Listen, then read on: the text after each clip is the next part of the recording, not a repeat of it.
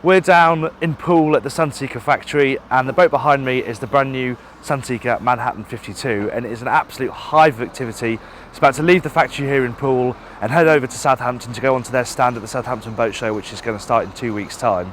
We are the first people outside the factory to get on board and have a proper look at the boat, and we're going to join them for the trip, get out on the water and see what this very exciting new Flybridge boat is all about.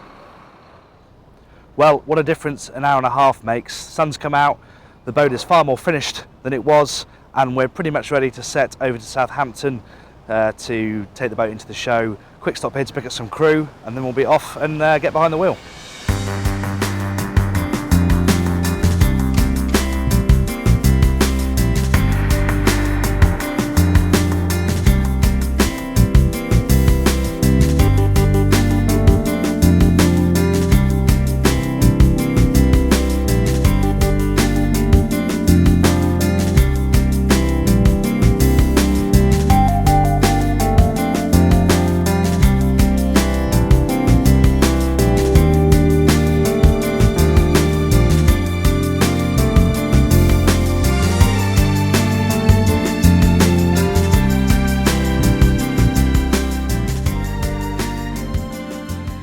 So here we are at the beginnings of the Southampton Boat Show. The pontoons are being put together as we speak, and the boat is about to be craned out and put onto Sunseeker stand. Very comfortable trip across from Poole. There wasn't too much weather out there. The boat performed very well. This one's got the twin shaft set up. There is IPS available. This one has Volvo Penta D11 725s. Top speed, 32 knots.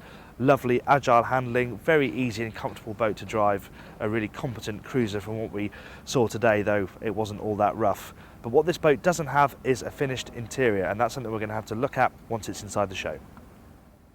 So here we are up on the Flybridge. It's a simple but very effective layout. There is the option to have a hardtop up here, but actually you feel very secure, feel nice and sunk down on top of the deck. Don't feel too vulnerable up here. Big seating space aft, that's the main focal point, with a huge teak table that of course folds out opposite the wet bar. Really nicely finished here, closed moulded lids, really feels nice and chunky and solid. And then you have a really good seating area next to the helm. Again, it's very sociable, very spacious, but it does mean that people, apart from the navigator, can sit with the helmsman when the boat's on passage. And then forward is where you find the sunbathing space. And that does mean that the helm has to sit a little bit further back, so it hasn't got great protection from the windscreen, but the payoff is that you get a good bit of sunbathing space in that forward section. So though the helm is set quite far back, Sunseeker have thought of everything and fitted a pop-up wind deflector to help push the breeze over the head of the skipper and the navigator. And the rest of the helm is very sensibly laid out as well. There's lots of adjustment on the seats, you're nice and close to the wheel, which also moves up and down. Throttles fall very easily to hand, and it's generally a very clean and clear helm station. The plotter on this boat is a bit small, you probably want to spec a slightly larger one, and of course there's space for another one here as well. So these four-deck seating areas are very fashionable at the moment, and the Manhattan 52s is very good. You get a nice big table. There's a backrest back there so you can sit comfortably upright with a bit of support. This also folds down so that you can make a sun pad and have an infill cushion. But you also have glazing here as well. They've managed to make room for some glass so that the cabin below has plenty of natural light coming in from above. And to top it all off, there's a couple of storage voids underneath either side here to chuck lines and fenders. Much like upstairs, the lower helm, clear, unfussy, does the basics really well. Again, you probably want a slightly larger plotter, but of course that's something you can specify. Good to see. Spot for bits and bobs here, cup holders, the basics are done. Bit of ventilation from an electric window here. The only thing I complain about from a driving point of view down here is that Sunseeker's used a joystick system for the trim tabs with no indicator, so it is quite hard to tell what the tabs are doing. For me, the joystick is fine, but you want to have some way of visually being able to see what position the blades are in.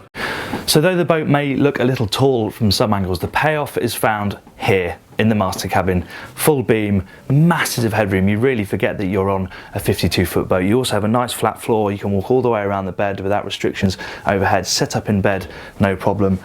Nice big windows both sides. There's loads of light firing in here, and also nice big opening ports as well, so you can ventilate easily if you don't want to use the air conditioning.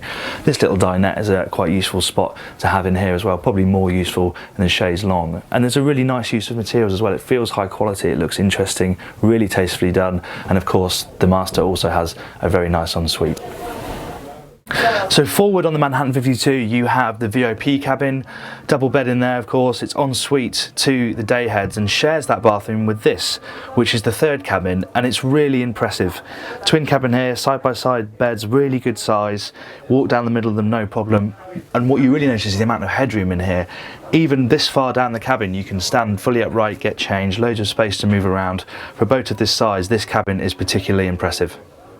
And then up here you come up a couple of steps and you're into the main indoor socialising space, and this is where you really get the benefit of these enormous windows. They're so obvious from the outside, and the effect once in here is pretty stunning. It's very, very bright, very comfortable seating area here with a nice big table again that folds out to give you a bit more space. And something else that they've managed to work onto this boat is a neat system where the two helm seats flip forward electronically, meaning that you have two more seats facing back into the saloon. Just a clever use of space. This area usually redundant when the boat's not going along.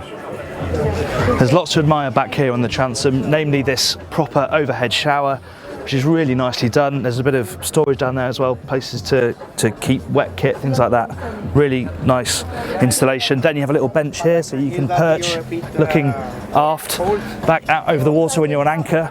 And then up here you have a grill, which is going to be a bit tricky to clean out here, but it's in a nice spot down by the water, keeps food, smell and smoke away from the boat. Really nice place to have that. And then here finally you have what is a really impressive crew cabin for a boat of this size. Single berth down there, but it's got its own ensuite and plenty of space too. So there we have it. We took the Manhattan 52 from Poole to the show. It's been winched in. We've seen it here at the show. It's absolutely packed with people the entire time, which I think shows that Sunseeker have hit a bit of a sweet spot with this boat. And previously when they were building Flybridge of this size, maybe the focus was really on the drive and the way it handles. They haven't completely diluted that, but this is a boat that's about living spaces. It really feels like every single space that you're going to spend time in has been completely maximised. And honestly, that's what customers are looking for at the moment. But ultimately, it's just great to see Sunseeker building Flybridge boats of this size once again.